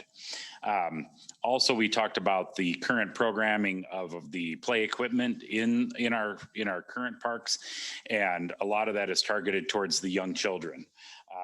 Children over the age of 10 don't have a lot of opportunity to do anything there. So this idea of the skate park, and I know it's getting some momentum. There's a petition going around. It has about 100 signatures on it right now. So I would like to propose that in our budget for next year that we try to put those improvement dollars into a skate park as the next phase for the community. I think that would be a really nice benefit to not only kids, teenagers, but I know some adults that would absolutely use that as well. And it's not just for skateboards. You can use scooters, you can use BMX bikes, you can use many opportunities to do that. I didn't know you were a skater. I'm not a skater. I would break my leg, but I support these two kids, these sixth graders now that are trying to push this movement to get some traction on this. I talked to Aaron about it, and we talked about budget and to see what it would. And it seems like to get a skate park of of the size and to have some good attraction, it might take a little bit more in the budget. And that's why I'm bringing that up today as opposed to down the No, road. that's great. So we've got 500,000. Do you know what the number has to be, or Aaron or anybody? Yeah, Aaron, you and I sort of talked that it might take about another 50% more on top of that, up to maybe 750 for that skate park. You built one, I know, at your last town, so. Yeah, and I don't remember that number to the tip of the tongue. So if Brian or Matt wants to jump in, we did do one in Knoxville where I was previous, and the number that is in my mind is about 400 that we did there. That would have been 2.5, 3-ish years ago. So a comparable park is probably 500 today. It was not a big space that we had to work with versus our community park probably has a little more space. So I think you could do a little more. I think 500 is a good chunk of the way there with what's programmed. I think there's an opportunity that a little more could add more elements for the kids that would use it though, and adults like Aaron. Yeah, we also know that there are organizations that support this, the Tony Hawk, right? Foundation, he's a big skater. Yeah. There could be some grant money available there. We also thought that this might be an opportunity for a public-private partner that somebody want to get their name on, something like that. So there might, that's something that I think we could explore. But I think putting the dollars up front and then exploring to see if we can get some of those back would be preferable. What were we going, so it says 500,000. What were you guys thinking that 500,000 would go to? So when we were doing the planning, the $50,000 that we have this year is for outreach and then schematic planning of that next phase. So the outreach was going to be to talk about the remaining program elements, which were the splash pad courts, like either pickleball, basketball, tennis, things like that. And it happened all to kind of build out the rest of the park. So I think we still do the outreach. We add the skate park into that outreach and see where we get back. And then we can do some concept level design and kind of explore some of those other revenue sources. When we bring the CIP back, hopefully we can be at a place where we can kind of give you a better number, what we think 500 would do, and then what we think like 750 would do, or what it would take to kind of get to where our goal would be. And I support you, Aaron, on this. Oh, thanks. So yeah, I think it'd be nice. I mean, what'd be nice for that park is that we have some pickleball courts, that we have, a couple tennis courts and the skate park in my mind. And I agree with you. What's there now, other than the dog park, is mainly kids under 10. And we ought to make it a community park, not a little kids playground. And the little kids playground's fine, but I agree with your sentiment. I think, go ahead, Lisa.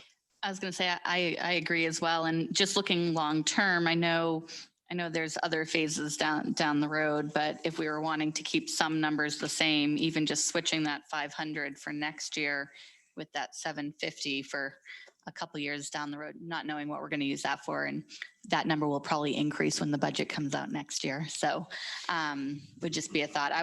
I'd be okay adding some more, just knowing that there may be added features. Can I make a comment there, Mark? I do really want to see some community outreach to make sure that there is broad community support. I've checked the online petition, and it's about 35 households that are on it with all of the kids and whatnot. So I'd be a little nervous to commit $500,000 if 30 households want it. But so some kind of survey or something that just to be sure that we really do have good community support behind that, and that people understand, we'd be giving up a splash pad in place of this or something like that. So. Yeah, I believe that in the survey, there's an item in there as that skate park would be one of the items that could be chosen. Is that correct? My understanding is that we would do a separate kind of survey about just the improvements at the community park, and do that kind of the same way we did the reservoir survey before. We got a really good turnout for that one, so I think it kind of reaches everybody who's interested in kind of responding to those things. So I think our intent would be to take that route. I think there's already a lot of topics in the survey, and That's right. I don't think Kim's going to let me add anything else. Yeah, I misspoke there. That was right. We did discuss that at our meeting, that it would be in a separate survey coming from the Park and Rec Committee. If you do that survey, could I put 2 bits? Sorry, Brett. No, yeah. I thought that'd be great. That was Okay. all I had to say. Is let's put dollar amounts. Let's say, here is a smorgasbord of what you have. Skate park, 500,000, tennis courts, whatever, Sure. pickleball courts, whatever. And you've got $1 million or 800,000 or 500,000 to spend it and show us how you'd spend it. Don't you think? Yeah, we can put some.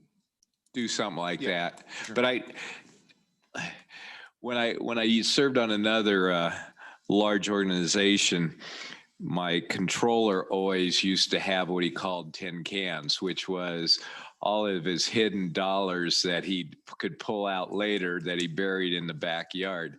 So Lisa, do we have any tin cans in this budget that we might have extra for this?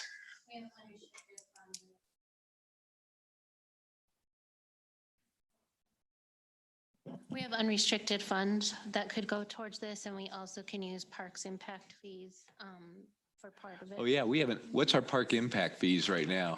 I don't know the balance. While she's looking that up, let me throw out advocate for a zip line. They're not expensive. When we go to Minnesota, that's what the kids love to do. And they're putting in these zip lines. They're very, very simple.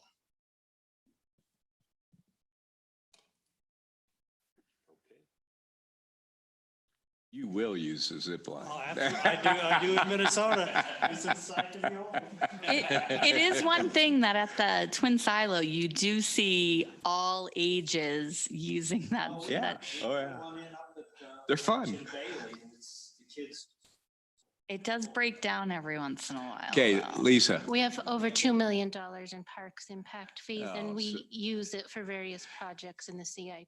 So- So we use the restricted funds before unrestricted. So So like this year, we'll be drawing that down for the reservoir project, things like, so, we replenish that and pull it down as much as possible.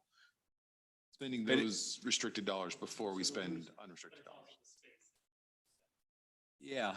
So my thought sort of spinning in is that if we've got that and we can do it and we don't affect our 50%, that we maybe put $1 million into improving the community park, and then how that's spent, whether it be a skateboard, whether it be racquetball or whatever we get from our survey, but that, and I'm looking to you guys to make sure, but my suggestion, listening to what you're saying, is we need to increase that to, and I'm going to say $1 million. I think with $1 million, we'd be able to get some of these options that we're talking about. And if we could do both the pickleball, tennis courts, another thought that the committee had was those pickleball and tennis courts, maybe having one or two here, but then having a larger one once the rec center comes in, because there would be programming around those tennis courts and pickleball courts, and having the rec center and that next to each other could make it easier in the future when we were talking about future development. So. But I agree with you, and I would love to see that addition. Okay, Lisa, so I think that's a direction we'll give you. Okay, I think we beat up community park. You Yes, we ready? did. Done? Water rights. Any questions? Hearing none. T-Rock Trail. Any questions? Hey, did you guys, where's the underpass? Is it by the river? Is that where the underpass The is? underpass is at the intersection of 3 Bell and Harmony. Right by the. There's an underpass? Where the Yes. T-Rock goes under, Just to the west, east, I mean. it's not, I must have driven over it 100 times. I've it's never not seen it. connected to the trail on either side yet. So that's what this project is getting the trail to it. But the Interesting. underpass is there. Provide functionality for us to get all the way up.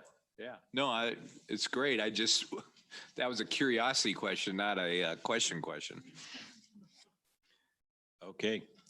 Timnath Reservoir, Trail and Park. Questions? Hearing none. Hoodoo River Trail, Head Park.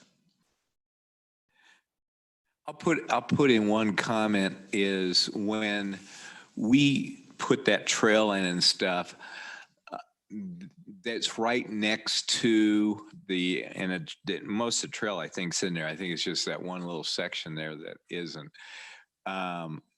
That we'll now have an underpass under I-25, and that we make sure we fix underneath that I-25 area so that we don't create a situation which will encourage drug sales and drug use and stuff. It could be real prone. It's away from everything, and it's going to have an over. And I know, Chief, that when I went on our ride, Chuck was very concerned about that, and evidently they had found 20 needles by there the other day. And so, let's just make sure that we talk to CDOT or we do whatever to make sure we make that a safe environment underneath that underpass. Duly noted. Wild Wing Park. Questions? Hearing none. Future 80 acre community park. And I will make real quick comment on Wild Wing Park. I think that's probably something that we definitely want to do in 2023. We've done everything for Timnath Ranch. We've done everything for the rest of the community, and Wild Wing's sort of been left out there. And so that's a beautiful piece of ground that would be a great park. And I think I like the number that you've got there and stuff. And let's just make sure that we do make that happen in 2023. Yeah, when we talked about this at length with our pros committee, and we actually switched the timing of the Timnath Ranch Community Park, which is kind of associated with the rec center, and Wild Wing, moving Wild Wing up because there had been so much development there.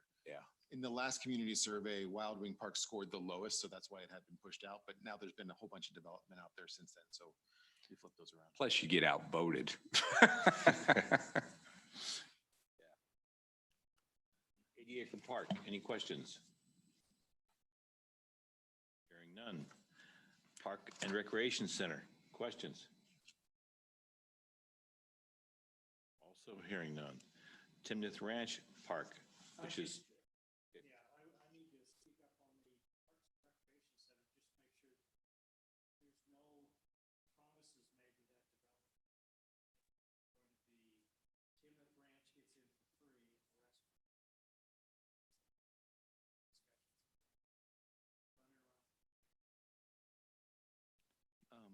No, that's not going to happen. Yeah. I think to just know is probably good enough there.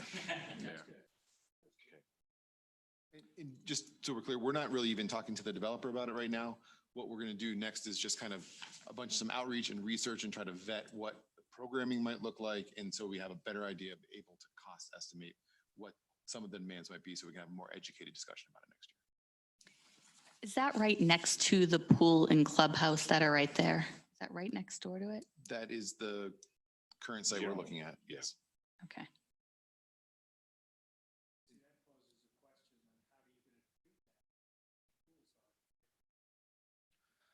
A pool is there.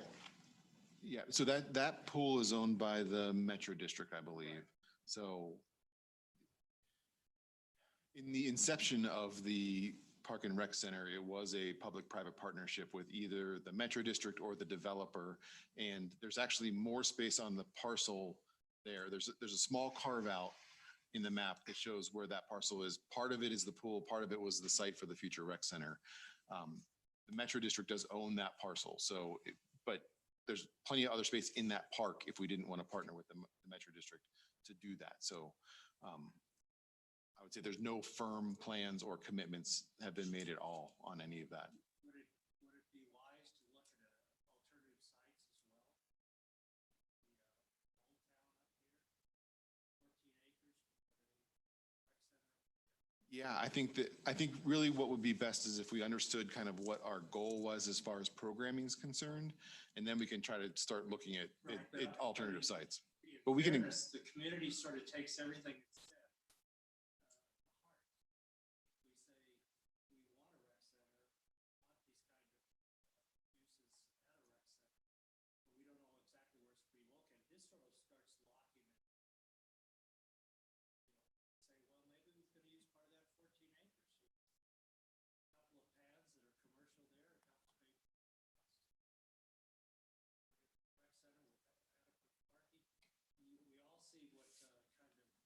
Need there is in the Windsor. How much use Yeah.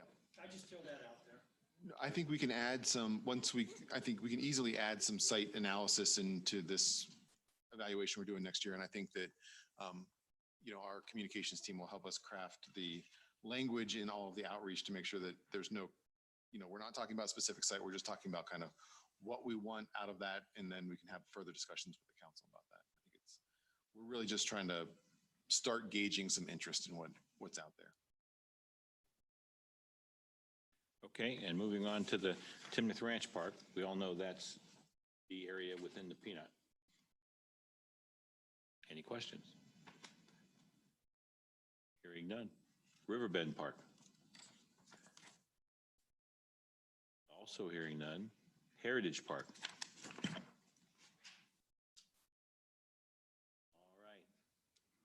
All right. Poudre River Trail contribution, I mean, that's a committed deal that's already done. Yep. So, all right, great job. Anybody have any other comments? Okay, let's take a 5-minute break and then we'll talk about events. Okay.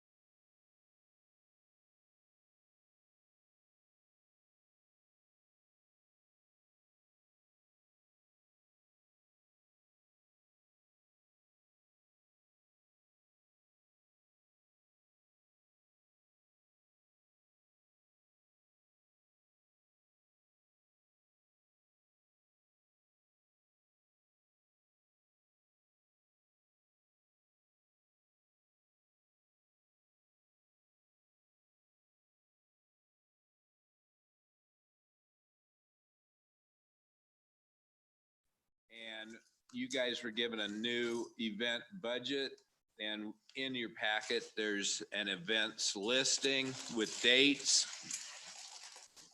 Go ahead. Yeah, I won't read it to you, but I will just let you know that we put together the 2022 event schedule.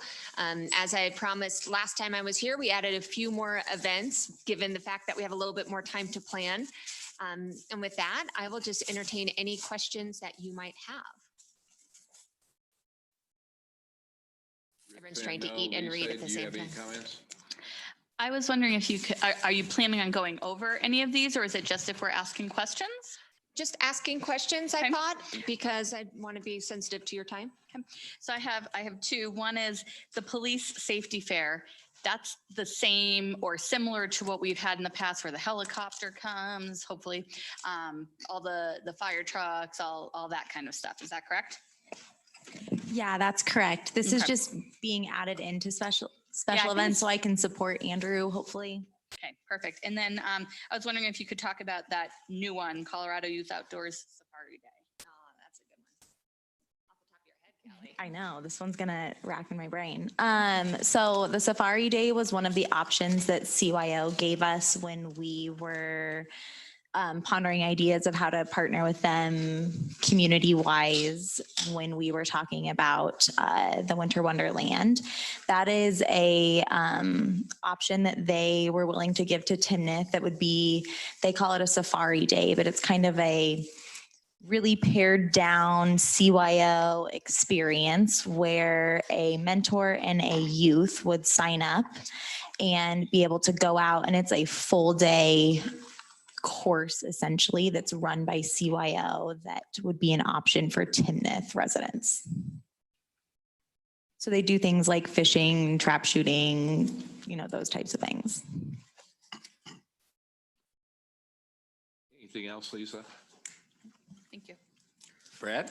I'll just make a comment. I like that we're experimenting with some new things. And I hope we continue to do that. Look for just different ways to engage different groups and different people and not fall into a model that we just follow every year. So I think we're getting a good pattern with us bringing this as part of the budget process where we can say, hey, we tried this one and it was awesome. And we tried this one and it was not. And we can make those adjustments now as we prepare for the next year. So I like the pattern we're getting into.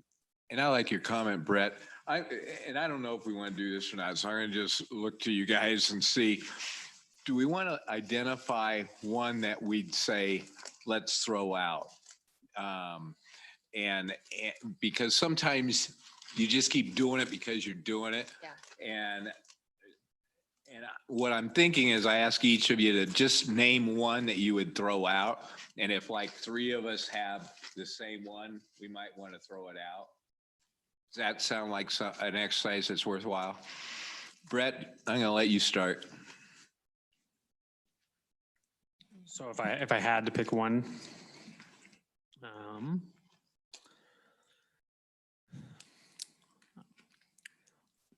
don't know. I mean, I think some of the okay if you say this. I think some of the ones we've had in past years are ones that are pretty highly attended. So I'm okay with what we've got for this year. Okay. Aaron?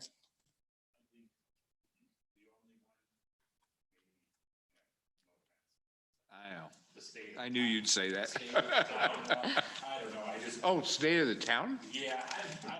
We need to have a lot of hoopla around that. I wonder just how many people actually pay attention to it or watch it. Okay. All of them, actually. I'm good with all of them. Lisa? Sorry. I did that. I timed it well, didn't I? I know, sorry, I thought you were going to go to Rick next, so I took a bite. I think I'm fine with all of them. I would just go back to what I mentioned earlier about singling out one particular nonprofit when there are tons of different nonprofits that offer really great services. So I would just be hesitant about picking the same one for multiple pieces. And I guess my question would really be, based on the ones that we've done in the past, it would be great to see the numbers, like how many people are impacted or how many people attend or how effective, Right. or how efficient is our money being spent with these different events, I guess. So like, for example, the Safari Day, like how many people are going to get to benefit from that? What happens to all the people who want to sign up but can't, and the town's only picking and choosing, I guess, who can kind of attend. So that's the only thing I would say on that. Yeah, Lisa, I think that's another good thing to sort of integrate into this process is a little bit of a, how did it go? Not only like, hey, here's all the great ideas that we had, but also here's what attendance looked like. And now, well, hopefully, now that we're coming out of some really weird times, we can maybe use this year as a little bit more of a baseline. Yeah. So we'll make sure that we do report back on that. Rick, do you want to make a comment? Yeah. I had two. One is Bike to School Day. I think that's more of a school function. If the school wants to encourage that, that they would put that together, not us.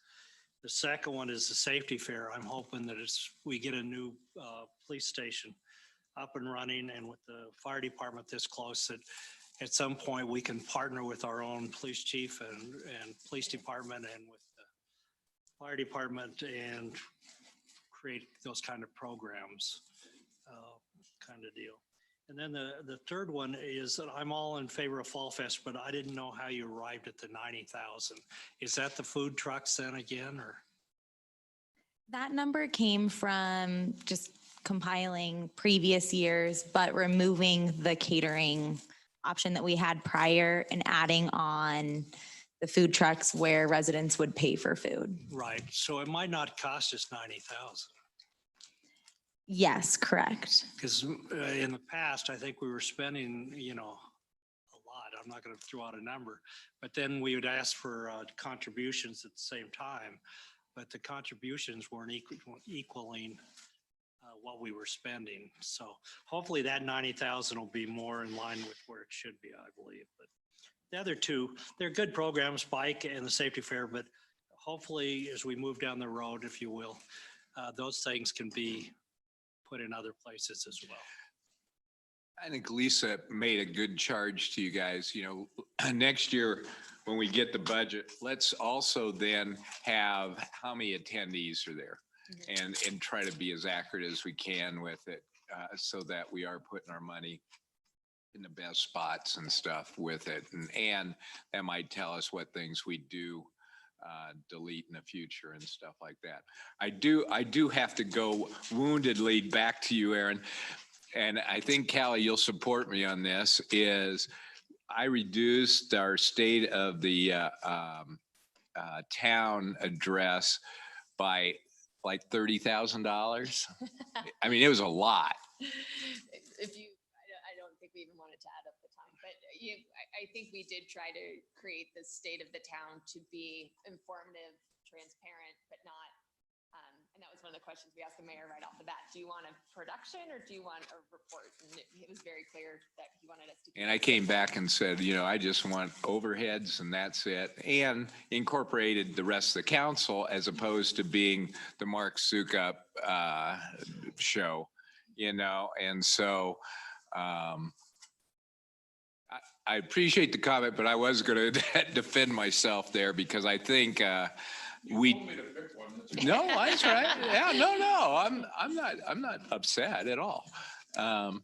Well, I think we're good. You nailed it and got it to us. I don't see anybody really that is set on adding or deleting something. So. Great. This is helpful. Thank you. Okay. So good job. Thanks, Callie, and thanks, Kim. Well, I'm going to close this in a second, but I do want to, before I close it, compliment my council again. Budgets are an easy way to get contentious, and I thought we did a great job of having a non-contention, good comments, good thoughts, and if you know, it was something that you didn't agree with, everybody took it gracefully. So thank you, council, for running the process and stuff. And Aaron, do you got any closing comments? I do, but I'll be very brief. I would just echo your comments, Mark. This is extremely helpful for us as a staff. And so the only other piece I want to leave you with is just quickly to buzz through some dates that we think will be important. And I'm only going to pick a few off the budget calendar. Working forward, so we're going to go into a period now where the staff will be working this more behind the scenes. The next date I would call to the council would be our next work session with you all. We'll get into a lower level of detail then, and that'll be October 12th. Could you have Susan over there? Could you have Susan send it to all our calendars? Yeah, Lisa's making a note here. The 15th, which, so the end of that week, we would end up posting our draft budget out to our website. Did you send the next work session to our calendars already? Probably did. If you didn't, could you do that? Yeah. Here's the only other thing, and to be considerate of Brett and Aaron and Lisa. Not me. Not you. You know where I'm headed. Is should we do work sessions at night when it's not work hours? Now, this works great for me. It probably works great for Rick, but I don't know if we're causing a harm to at all you or Brett or Lisa. You guys good? Okay. All right, then forget you. We'll go good, but I wanted to at least ask. Yep. No. So that would be October 12th. And like you asked, Susan or Lisa will send out that for a placeholder for you. Post at the end of that week. So October 15th.